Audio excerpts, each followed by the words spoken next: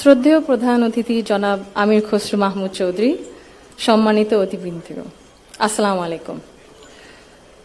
শুরুতে আমি আন্তরিক ধন্যবাদ জানাই আয়োজকদের, যারা আজকের এই সুন্দর আয়োজনটি করেছেন, যেখানে আমরা সবাই আমাদের ভিন্ন ভিন্ন মত, পথ ও অবস্থান প্রকাশ করার সুযোগ পাচ্ছি।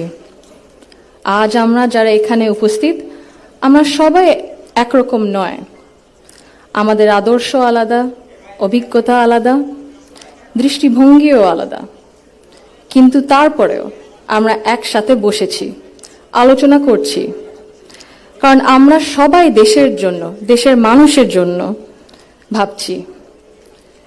আর এই ভিন্নতা নিয়ে একসাথে কথা বলছি, একের পর এক শুনছি, এটাই গণতন্ত্রের আসল সৌন্দর্য। আমার আগে যারা সম্মানিত প্যানেলিস্টরা কথা বলেছেন, তাদের সবাইকে আন্তরিক ধন্যবাদ জানাই। আপনারা অনেক কিছু বলেছেন, হয়তোবা আমিও বলে ফেলবো, সো আমাদের একটা মাইন্ডসেটে আই থিঙ্ক সিমিলারিটি আছে। আমার খুব ভালো লেগেছে শুনে। আমি আজ এখানে দাঁড়িয়েছি ভিন্ন এক অনুভূতি ও আবেগ নিয়ে।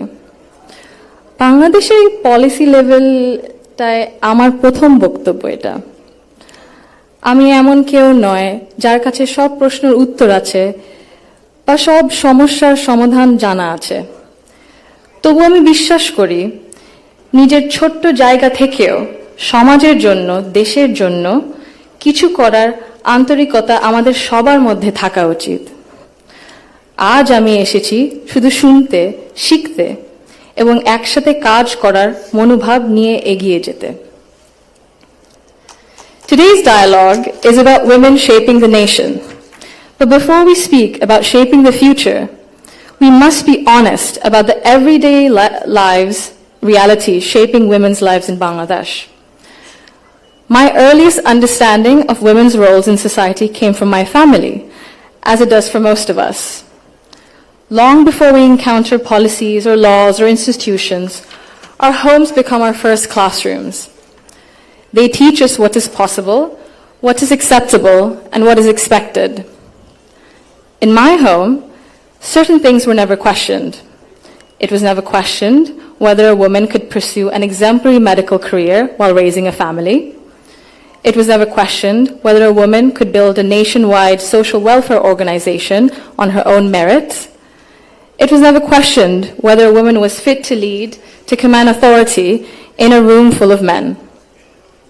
And it was never questioned whether the men in our lives would stand alongside the women in their lives as equals.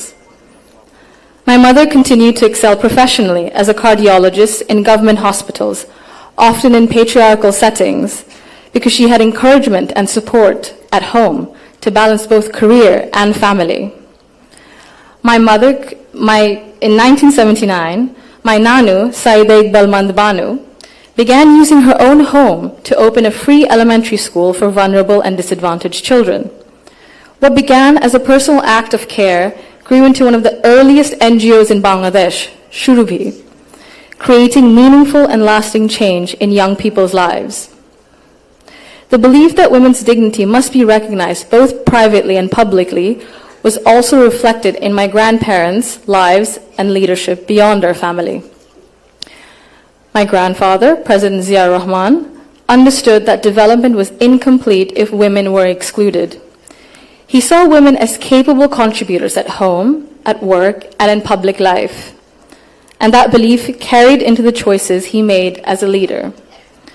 Under his leadership, the expansion of the garment sector meant millions of women entered formal work for the first time, gaining independence and income. The creation, then, of the Ministry of Women's Affairs reflected a conviction that improving the lives of women and girls required intention and structure. These were not just policy decisions, but they were an extension of the values that he lived by personally.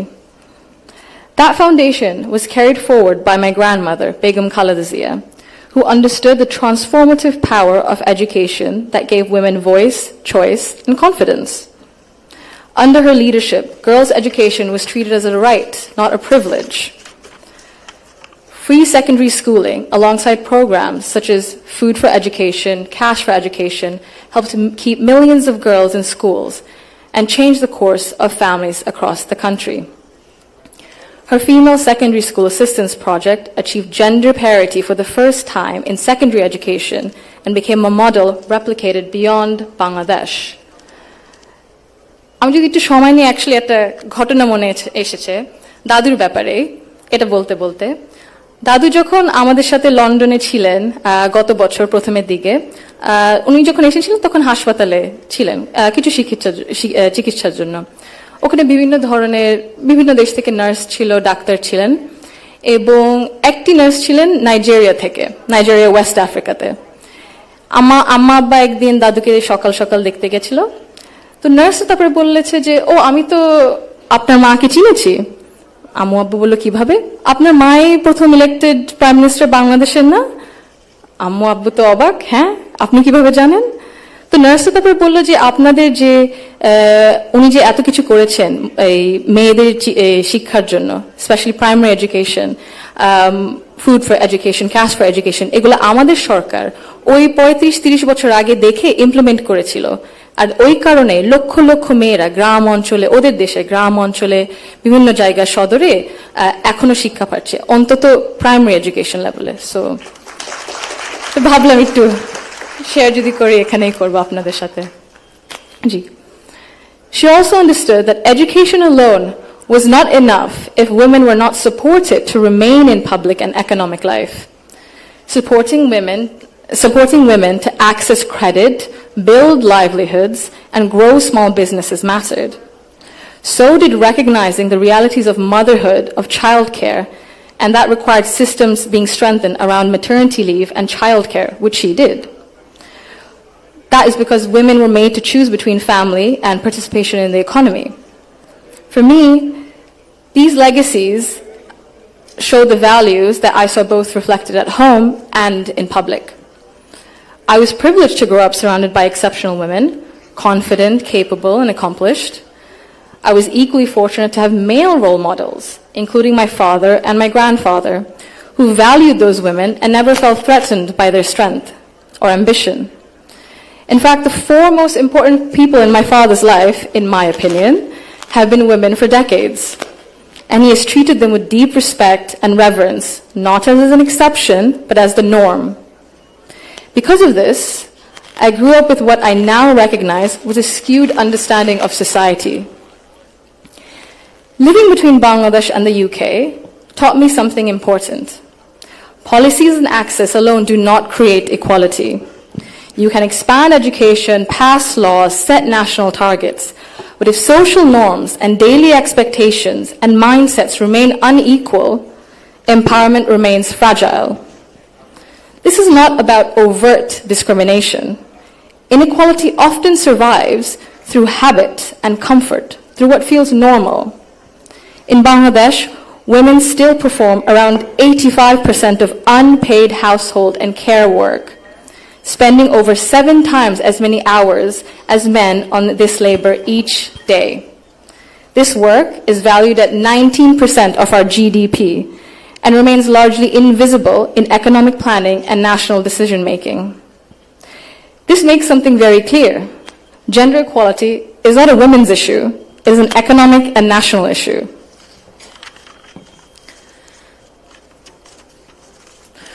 When women carry the bulk of responsibility, their participation in the formal economy suffers. Despite significant gains in girls' education, women's labor force participation in Bangladesh remains below 40% compared to over 80% for men. Women are far more likely to step back from paid work after marriage or childbirth, not because they lack ability or ambition, but because systems assume they will absorb the cost. This imbalance begins early. Girls are expected to adjust their ambitions around family needs, while boys are rarely taught that responsibility and care are shared obligations. Over time, this became structural and progress stalls. Women are already leaders, and many of those leaders are in this room today. Women who have carried institutions, families, movements, and communities forward, generation after generation. Bangladesh's progress bears your fingerprints, even when history has not always said your name out loud. This brings me to a central point. Belief means nothing without action. To the men among us, our fathers, our brothers, our sons, our husbands, our colleagues and friends, your support for women's rights matters. Your celebration of women's success matters, but equality cannot survive on words alone. If systems and expectations continue to rely on women's sacrifice as the default, inequality continues comfortably. Fathers, in particular, I believe, have a unique role in breaking this cycle. I'm an only child, and I never was once made to feel that my parents wished for a son instead. My father once scolded someone for even asking that question.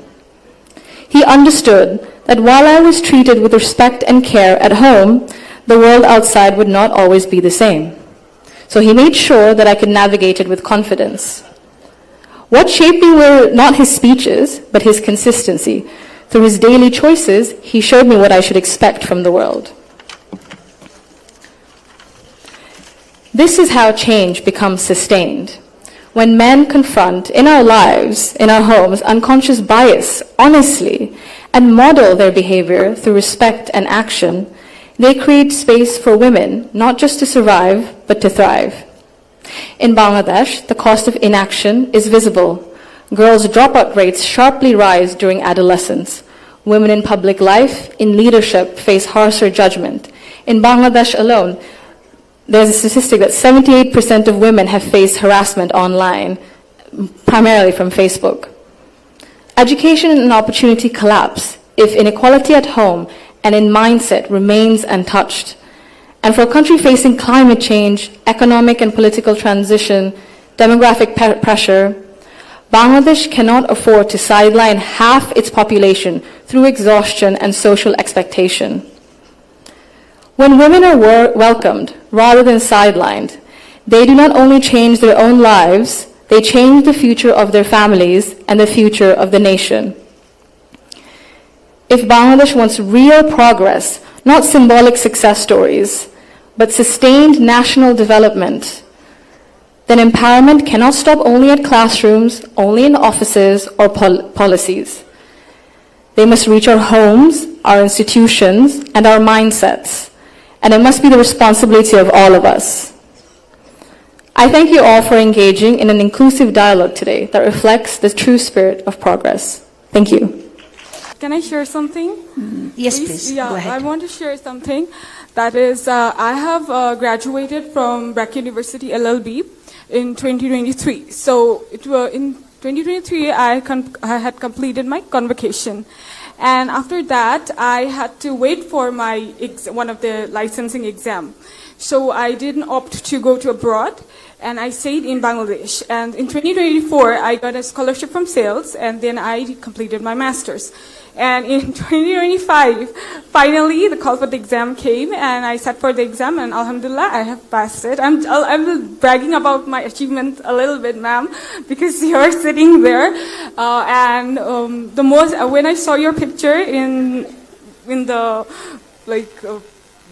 internet, I couldn't meet Abed sir when I was studying in Brack. So when I saw you, I was like, I want to meet you, and I would see you up front, and thankfully I can see you up front and share my story. So in this process, I want to share that my friends who were with me in Brack, most of them are married right now. So when I see them, I think they have great potential, and they the length of a career, like in a law field, from Brack, I see the length. Actually, you have to be, as a woman, as a lady, we have to be very patient, because I have a lot of friends who are gold medalists, who are really great students, but maybe due to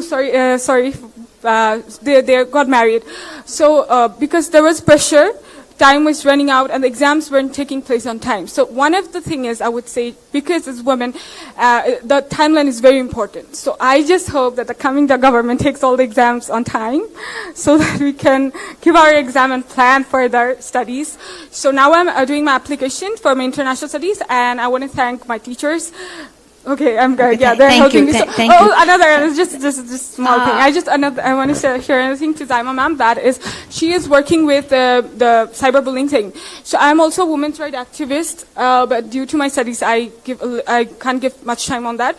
So on that phase, I want to say that when a grown woman is harassed, for example, who is politically affiliated or who is a very big public figure, what happens is they can ignore it because they have come to a place where they can ignore it. They have work and everything. But when it comes to school-going girl who is in class 9, 10, or a teenager, when she is bullied online, she might not be able to ignore it, and she might not have the mental strength to ignore such a bully on the internet. So I hope that young girls can get the opportunity to feel safe and have the mental strength to tackle all kinds of cyberbullying.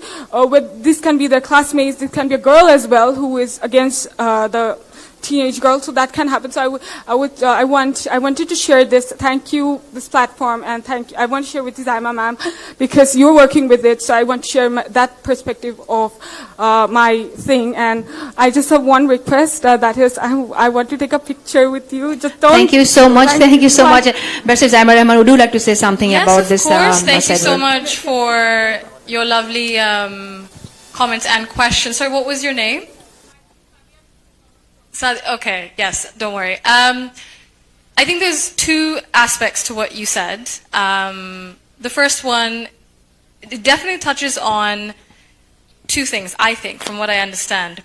That the world, whether it's education, whether it's professional life, or climate change issues, anything, safety, security in terms of transport, it's designed for men to be safe, to succeed. It's not really designed for women. Women have to fit in somehow. And so the buses, the roads, maybe they're not the safest for us, accommodation, climate change, policies, disaster planning isn't taken into mind. Exam season, it's not taken into mind. And of course, we live in a society with certain cultural norms and practices. And policies can only go so far if they clash too much with what families and communities really want. Laws will move faster than culture does. So you have to take that into consideration when we create policies and implement them. So, for example, my grandmother's policy about food for education, cash for education, it understood what the barrier was for a lot of girls going to school. And so when it was able to meet that sort of sweet point about, where culture is a barrier and where incentive can work, more girls were able to go into education. So I think when we think about adjusting maybe more flexible working, flexible entry points into work, because I believe, Rupaliyant, you said something about women leaving careers at very crucial points where they might reach that promotion because of family obligations, because of childcare, and so on and so forth. So flexible entry points are probably needed. Sure, we have maternity care, but maybe that has to be expanded nationally by statute and by, I'm sure, private enterprises as well. Daycare centers, definitely, that's something I believe my dad is very keen on. He was very hands-on with me as well, as I mentioned. So he understands how difficult it can be to manage childcare. So if that's more accessible for people, say, working in the garment factories, it's 60 to 65% women right now. That makes it quite difficult. So again, I think there needs to be a little bit of a redesign. The pen is mightier than the sword, so we can use it to redesign certain things to help women succeed more in society. In terms of cyberbullying, yes, as I mentioned, in Bangladesh, around 78.8% of women face harassment of some sort online. They have faced, especially from Facebook. So this is a lived reality. There are not enough, definitely legal protections. There are not enough sort of protections in terms of reporting systems and such. That definitely needs to be done. Digital literacy, definitely something that I believe you touched on as well. Aside from financial digital literacy, in terms of how to keep you safe as well, how to report, working with online platforms, definitely that's something we need to strengthen. Maybe that's something Kosudada can touch on as well. A lot of things need to be done. Again, keeping in mind that the world is not just for men to succeed, it's for women. So we have to put ourselves forward. So thank you for that question. I really think there are small things we can do. Sorry, just to touch on another thing, I think, I believe all of you probably mentioned in some way or the other that we have a lot of policies, we have a lot of laws. I believe there were other comments as well, but it's not integrated. They're sort of in silos. And so when you're trying to find something, even I'm sure you experience this as a law student. I have also experienced in the UK. And we have a lot of things back from British colonial times. So we were trying to figure out something. It goes back and it contradicts each other, and then they actually become a bit of a binding, really. There's no smooth process. There's no sort of integrated ecosystem, really, for finances, for upskilling, for sort of labor welfare. So I think there are a lot of things. There's simple things we can do. Safer transport, for example, better accommodation. So yes, little things in terms of redesign. But inshallah, that should be. Thank you so much, Barrister Zaima Rahman. অনেক প্রশ্ন এসেছে, এতগুলো প্রশ্ন নেওয়া একটু কঠিনই হয়ে যাবে, আর যে প্রশ্নগুলো এসেছে এগুলো আমরা অনেক বিষয়ে অলরেডি কথা বলে ফেলেছি। একটি প্রশ্ন আমি দেখছি ফরজানা আক্তার নামে একজন করেছেন প্রশ্নটি, নারীরা যাতে আর্থিকভাবে আরো শক্তিশালী হতে পারে সেক্ষেত্রে নারীর শ্রম অধিকার, দক্ষতা উন্নয়ন এবং অর্থায়নের নীতিমালাগুলো কিভাবে আরো ভালোভাবে একে অপরের সঙ্গে যুক্ত করা যেতে পারে। খুব সংক্ষেপে কি ডক্টর ফাহমিদা খাতুন বলবেন এই বিষয়ে? ধন্যবাদ প্রশ্নের জন্য। আমরা আলাপ করেছি এটা যে নারীরা কিভাবে অর্থের সাহায্য পেতে পারে, অর্থের জোগাড়টা তাদের কাছে হতে পারে। আসলে শুধু আর্থিক নীতিমালার জন্যই না, সব পলিসিগুলোই কিন্তু একটা অপরটা আরেকটার সাথে সংযুক্ত হতে হবে। এবং এই ক্ষেত্রে অন্যতম হচ্ছে যে যেই পলিসিগুলো আমরা করি ইউজুয়াল হচ্ছে যে টপ ডাউন একটা মেথডে হয়ে থাকে। তো সেই ক্ষেত্রে নারীদের অ্যাক্সেস টু ফাইন্যান্স নিশ্চিত করার জন্য তাদের যে প্রতিবন্ধকতা, সেইগুলো যদি তাদেরকে তাদের রিপ্রেজেন্টেটিভদের সাথে নিয়ে করা হয় তাহলে আরো এটা প্র্যাকটিক্যাল এবং ডুয়েবল হবে। এটা একটা। এবং এটার প্রেক্ষিতে আমি কিন্তু আরেকটা বিষয় বলতে চাই, এখানে খসরু ভাই বলেছেন যে ডেমোক্রেটাইজেশন অফ দ্য ইকোনমি। আমি বলবো যে democratisation of the policy and also democratisation of the implementation. দেখা যায় যে পলিসিগুলা যে টপ ডাউন মেথডে সরকার করছে, যে গভর্নমেন্ট অফ দ্য ডে করছে, কিন্তু সেগুলো অনেক সময় কিছু কিছু ক্ষেত্রে as an economist I can say যে সমস্ত ফর এক্সাম্পল ট্যাক্স পলিসি যেগুলি করা হয় কিংবা আরো ইনসেন্টিভ পলিসি অনেক সময় টার্গেটেড ভাবে একটা বিশেষ গোষ্ঠীকে রেখে করা হয়। বাট আমরা যেটা চাই যে সবার জন্য সেটা ডেমোক্রেটিক প্রসেসে participation in the policy making, এটা একটা গুরুত্বপূর্ণ বিষয়। আর ডেমোক্রেটাইজেশন অফ ইমপ্লিমেন্টেশন সেটাও একটা। ফর এক্সাম্পল আপনি বলেছেন যে ফ্যামিলি কার্ড দিবেন, খুব ভালো কথা। আমরা জানি যে আমাদের দেশে কিন্তু সোশ্যাল সেফটি নেট নিয়ে অনেক প্রোগ্রাম রয়েছে, কিন্তু সেটা কি দেখা যায় ইমপ্লিমেন্টেশনের বেলায় আমরা তো দেখেছি যে চাল কিংবা গমের যেগুলা দুস্থ নরনারীদের জন্য কিংবা মানুষদের জন্য তৈরি করা হচ্ছে সেগুলো উপজেলা চেয়ারম্যানদের খাটের নিচে পাওয়া যাচ্ছে। সুতরাং এই ইমপ্লিমেন্টেশন পর্যায়েও যাতে কিনা মানুষ যেটা ওভারসি করতে পারে তাদেরকে নিয়ে একটা কমিটি গঠন করা এবং তাদেরকে একটা ক্ষমতায়ন করা, এটা একটা গুরুত্বপূর্ণ বিষয়। আমি এই প্রেক্ষিতে হয়তো সময় নাই, একটু বলতে চাই আপনাকে অনেক ধন্যবাদ যে এই জন্য যে আপনাদের যে পলিসিটা যে মেয়েদের নারীদের যে আনপেইড ওয়ার্ক এটার কথা বলতে যে আপনি বলেছেন ফ্যামিলি কার্ড কিন্তু করবেন, কিন্তু there is a limit to finance. How much can you spend? Because আমাদের দেশে particularly resource mobilization এত কম এবং competing priorities আছে। সেই ক্ষেত্রে পলিসির জায়গাটা আমি একটা আসি, সেটা হচ্ছে যে মেয়েরা যে কাজ করে ঘরের মধ্যে আনপেইড ওয়ার্ক, এটাকে রেকগনাইজ করার একটা মানসিকতাও থাকতে। মানসিকতাটা কিভাবে? সেটা হচ্ছে যে আমাদের যে ট্রেডিশনাল জিডিপি ক্যালকুলেশন, সেখানে তো যেই সার্ভিসটা আমি কিংবা যে প্রোডাক্টটা তৈরি করছি সেটার বিনিময়ে যদি আমি টাকা না পাই সেটার অ্যাড হয় না, you know that. So as a আপনি তো কমার্স মিনিস্টার এবং ইকোনমি নিয়ে আপনি কাজ করেন, তো সেটা তো আর সেখানে অ্যাড হয় না, যার কারণে নারীর যে অদৃশ্য শ্রম সেটা থাকে না। কারণ এখানে একটা যে সিস্টেমটা করা হয়েছে traditionally all over the world, system of national accounts, যেটা করা হয় সারা পৃথিবীতে, সেটা ফলো করা হয়, শুধুমাত্র ওই টাকার বিনিময়ে যে গুডস এন্ড সার্ভিসেস হয় সেটাই করা হয়।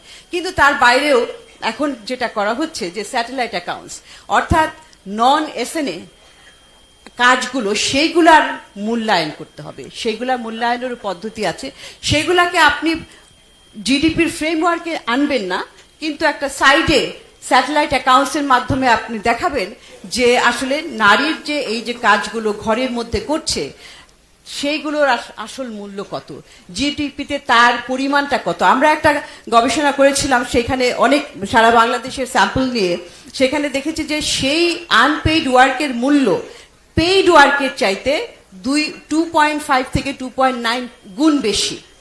তো এইটা আমরা জানি না, এটা করলে একটা মূল্যায়ন হয় যে দেখার জন্য যে আপনি টাকা তো আর দিয়ে কুলাতে পারবে না, বাট অনেক দেশে এটা শুরু হয়েছে, বাংলাদেশেও এই একটা স্যাটেলাইট অ্যাকাউন্টস তৈরি করার সময় এসেছে এবং আমরা আশা করি আগামী সরকার সেটা করবে, এটা আমাদের দাবি। ধন্যবাদ, অশেষ ধন্যবাদ ডক্টর ফাহমিদা খাতুন। আমি এই প্রশ্ন রিমার্কস আমি জানি আমরা শুনবো এটা আমির খসরু মাহমুদ চৌধুরীর কাছ থেকে, কিন্তু তার আগে আমি কোশ্চেন পার্টটা শেষ করে ফেলতে চাই, because we are running out of our time.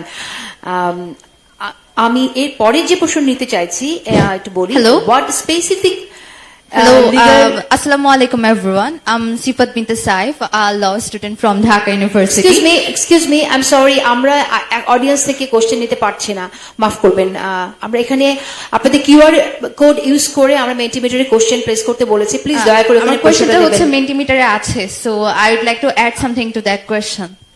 আমরা এখান থেকে আমরা চেষ্টা করছি, মেন্টিমিটার পর অনেক প্রশ্ন পেয়েছি, কাইন্ডলি একটু আমাদের রিলেটেড কোশ্চেনগুলো নিয়ে আমাদের প্রোগ্রামটা কন্টিনিউ করার জন্য সহযোগিতা করবেন। ধন্যবাদ আপনাকে। যে প্রশ্নটি করতে চাইছি আমি এখানে সেটা হচ্ছে হোয়াট স্পেসিফিক, একজন someone asks, what specific legal or institutional changes are needed so that women feel safe to report violence and actually see justice in real time, not years later. Fariha ইসলামী প্রশ্নটি করেছেন। ব্যারিস্টার জাইমা রহমান, আপনি একজন আইনজীবী হিসেবে কাজ করছেন, আমি আপনার কাছ থেকে একটু জানতে চাইছি, what do you think that our government, any government, যে গভর্নমেন্টে আসুক, করা উচিত, বা বিএনপির কি করা উচিত, কোনো এখানে পলিসি ইনক্লুড করা উচিত কিনা? জি ধন্যবাদ। যে ব্যক্তি এই প্রশ্ন করেছে এটা খুবই একটি টাইমলি প্রশ্ন, গুরুত্ব প্রশ্ন। আমাদের মানে সমাজে যদি 50%, যদি আমি ইংলিশে বলতে পারি, ইংরেজিতে যদি 50% of our population don't feel safe, don't feel protected. আপনি যে বললেন দাদা যে আমার খুব ইন্টিমিডেটেড লাগছে, আমি আজকে মাইনরিটি, আর আপনি তারপরে বললেন যে আমরা তো এটা প্রতিদিনই ফেস করছি বিভিন্ন ভাবে, আপনারা তো বিভিন্ন ধরনের পেশাতে, তো most of the professional work male dominated. তো তারপরে রাস্তাঘাটেও যখন আমরা বাসে চড়ছি হয়তো বা যাচ্ছি, ইটস কোয়াইট ইন্টিমিডেটিং। আর অনলাইনে তো ওই সেফটি সিকিউরিটিটা হয়তো বা নাই, যেটা হয়তো বা সামনাসামনি মানুষের বিকজ অফ আচরণ বিচরণ কালচার ওনারা হয়তো বা মানে কিছু না হবে। কিন্তু আমার মনে হয় এইটার দিক দিয়ে ডেফিনেটলি প্রথম দিক দিয়ে যদি আমরা শুরু করি, under 25 women they face the most amount of online and offline. So in terms of protection, digital literacy skills, and in terms of self-defense as well, শিখানো উচিত, because there is this aspect of confidence. যদি আমরা confident feel করি, আমরা বুঝি যে okay, how we can keep ourselves safe online এবং offline, তাহলে ওইটা একটা মাইন্ডসেটের একটা বিষয় এসে পড়ে, এক নম্বর। দুই নম্বর হচ্ছে in terms of legal protection, আমরা আবার বলবো বিভিন্ন ধরনের আইন করা হয় কিন্তু ইমপ্লিমেন্টেশনও হয় না, এটা আমরা কোর্ট সিস্টেমেও দেখতে পারছি।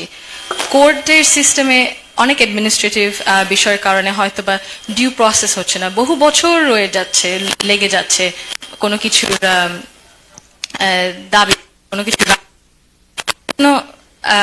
আমাদের চিন্তা করতে হবে হয়তো বা প্রথমে কিভাবে থামানো যাবে। তারপরে আমরা বললাম যে হয়তো বা কমিউনিটি ডেস্ক যদি করা হয়, হয়তো বা কমিউনিটি ডেস্ক মতো রিপোর্টিং সিস্টেম যদি করা হয়, বেটার স্ট্রিট লাইটিং, অনেকগুলো রাস্তায় ঢাকা শহর ছাড়াও ঠিক মতো লাইটিং থাকে না রাত্রে, এই জন্য হয়তো বা for example because of safety and security reasons ওনাদের তাড়াতাড়ি দ্রুতভাবে বাসায় ফেরত যেতে পারবে।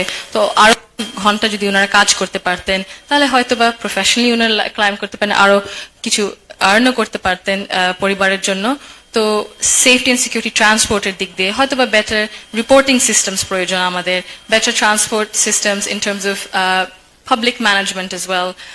ওই দিক থেকে কয়েকটা জিনিস, লিগাল প্রোটেকশনস আমাদের, it comes from more sort of administrative matter I think. আমাদের অনেক আইন আছে, কিন্তু again silos এর মতো, if they act as silos and not an integrated framework into how to protect women from harassment, from difficulties, from violence, তাহলে সেটা হবে না। তো silos না করে হয়তো বা পুরো জিনিসটা আমরা যদি বিছিয়ে দেই, তারপরে দেখি how this works the ecosystem ভাবে, তাহলে ভালো হবে। কিন্তু মেইন জিনিসটা হচ্ছে নারীদেরকে ইনক্লুড করতে in this decision making, in this understanding of how this ecosystem works। এইটা যদি প্রথম থেকে না শুরু করা হয় তাহলে ওই দৃষ্টিটা থাকবে না যে how does this actually affect us day to day, so women should lead this protection. Exactly, thank you so much barrister Zaima Rahman. এই কথাটা আমার মনে হয় আমরা সবাই বলছি বারবার যে নারীদের ডিসিশন মেকিং এ ইনক্লুড করার কথা। আমরা আশা করছি যে সেই ইনক্লুশনটা বাড়বে। আরেকটি প্রশ্ন নিতে চাইছি, in climate affected areas women lose livelihoods first, bear survival burdens yet are excluded. How can Bangladesh's climate and disaster policies better include women as planner and leaders? আমরা আসলে ক্লাইমেট চেঞ্জ যেভাবে উইমেনকে ক্ষতিগ্রস্ত করে সেই কথাটা বলেছি। এই জায়গা থেকে আমি কি ব্যারিস্টার জাইমা রহমান আপনাকে একটু রিকোয়েস্ট করতে পারি কিনা, হোয়াট ডু ইউ থিংক? আমি হয়তো বা এটার ব্যাপারে বলে ফেলেছি কিছু, ডেফিনেটলি প্ল্যানিং এর দিক দিয়ে আরো প্রয়োজন। আমি জানি না আপনাদের পার্সোনাল এক্সপিরিয়েন্স থেকে, তারপরে কয়েকটা কেস স্টাডিজ নিশ্চয়ই আছে বিভিন্ন দেশে, আমরা তো দেখতে পাচ্ছি। আপনাদের কোনো এক্সপিরিয়েন্স আছে নাকি কোনো কিছু বলার?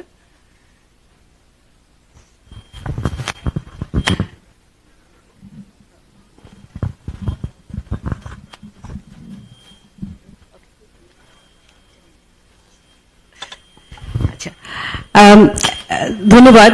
আসলে বিস্তারিত আলোচনা করেছেন ব্যারিস্টার জাইমা রহমান। একটা জিনিস বলতে চাই যে সবাই আমরা জানি যে বাংলাদেশের পরিবেশ, জলবায়ু পরিবর্তনের ফলে যে পরিবেশের অবক্ষয় হচ্ছে, পরিবেশের উপর যে সমস্যা হচ্ছে, এইটার অভিঘাতটা মেয়েদের উপর বেশি পড়ে। এবং সেই জন্যই যে ধরনের আমরা অ্যাডাপ্টেশন অর্থাৎ অভিযোজন করে থাকি, পরিকল্পনাগুলো, এই পরিকল্পনাগুলো কিন্তু মেয়েদের কথা মাথায় রেখে করা উচিত, 1 নম্বর। 2 নম্বর হচ্ছে মেয়েদেরকে সাথে নিয়ে, নারীদেরকে সাথে নিয়ে। উদাহরণ অনেক দেওয়া হয়েছে, কিন্তু আরেকটা উদাহরণও, যেমন ধরেন সাইক্লোন শেল্টারগুলি, কিংবা যখন পানি উঠে যায় বন্যার সময়ে, তো সেখানে শেল্টারগুলো যখন করা হয় তখন সেখানে কিন্তু নারীরা, শিশুরা তাদের যে টয়লেটে অ্যাক্সেস থাকা কিংবা থাকার জায়গায়, এগুলোতে কিন্তু অনেক ধরনের অসুবিধা হয়। এইগুলো মাথায় রেখে করা উচিত, এটা একটা অভিজ্ঞতার বিষয়। এবং আমরা জানি যে আমাদের সম্পদ নাই, কিন্তু ধরেন পরিবেশের জন্য কিংবা জলবায়ু পরিবর্তনের জন্য যথেষ্ট অর্থ আসে, দেশের ভিতরে বাইরে থেকেও আসে, কিন্তু সেই অর্থটা আবার যথাযথভাবে ব্যবহার করা হয় না। তো বারবার আমরা সেই পয়েন্টে ফেরত আসছি যে একটা পলিসিটা বাস্তবসম্মত এবং ইনক্লুসিভ, এবং সেটার ব্যবহারটা একটা অ্যাকাউন্টেবল প্রসেসে হওয়া, এটা খুব গুরুত্বপূর্ণ। ধন্যবাদ ডক্টর ফাহমিদা খাতুন। আমাদের এখানে একটি কোয়েশ্চেন আছে তামারা আবেদের জন্য। সিফাত বিনতে সাইফ তিনি লিখেছেন, from your BRAC experience what is the key rural urban gap in women's empowerment and leadership and how can it be bridged sustainably? Tamara Abed. Rural urban gap, আমার মনে হয় যে আরবানে because people are having higher costs, so a lot of women, even if their families may not want, we're forced to have double income households, and women are forced to get into the workplace, যেটা রুরালে আমরা অনেক কম দেখি। And রুরালে আমাদের mindset problem সব জায়গাতেই আছে, কিন্তু শহরের ওই তাগিদে মেয়েদেরকে বের হয়ে যেতে হয় কর্মসংস্থান খুঁজতে, কিন্তু গ্রামে সেটা এনাফ হয় না। এবং also a lot of the work in rural areas can be home based. So we see that আমাদের যে এই যে মেয়েদের আমাদের যে সোশ্যাল নর্মস, এই যে thinking that women must do all the care work for free, আমরা যে gendered কিছু roles impose করেছি and ideas and all of that, so সেই কারণে and because of many structural problems as we discussed, transport boli ba many things, so therefore so I think that's what causes the real rural urban divide, and it's because of circumstance that women face. Thank you so much. আমরা একদম শেষে চলে এসেছি। রূপালী আপা একটু add করতে চাচ্ছি। Yes please, রূপালী চৌধুরী। আমি রুরাল বলি আর আরবান বলি, আমাদের মনে হয় we are actually trying to teach our girls and women যে you have to be self reliant, but আমাদের মাদেরও কিন্তু ছেলেদেরকে শেখাতে হবে আর কি। it works from home, না? মাকে ছেলেকে মানে সবচেয়ে বড় পিসটা, তারপরে ছেলে বড় হয়ে দেখবে, আসলে ছেলে বড় হয়ে দেখেও না, বউয়ের সঙ্গে চলে যায়, মেয়েরাই দেখে। So that mindset actually that ছেলেরা যে ভ্যালু করবে মেয়েদেরকে, বোনদেরকে ভ্যালু করতে হবে, মাকে ভ্যালু করতে হবে, গার্লফ্রেন্ডকে করতে হবে, ফিউচার ওয়াইফকে করতে হবে, এই মাইন্ডসেট চেঞ্জটা ছেলেদের মধ্যে না আসলে আর 50% কি করে হবে? It cannot be a solitary fight, তাই না? So it's about them also. At home we should start mothers teaching the children, sons. Okay, thank you. ধন্যবাদ। সেই পুরুষতান্ত্রিক মানসিকতা থেকে আসলে বের হয়ে আসতে হবে সবারই। আমরা শেষের দিকে চলে এসেছি। কনক্লুডিং রিমার্কস এর জন্য অনুরোধ করব আমি আমির খসরু মাহমুদ চৌধুরীকে।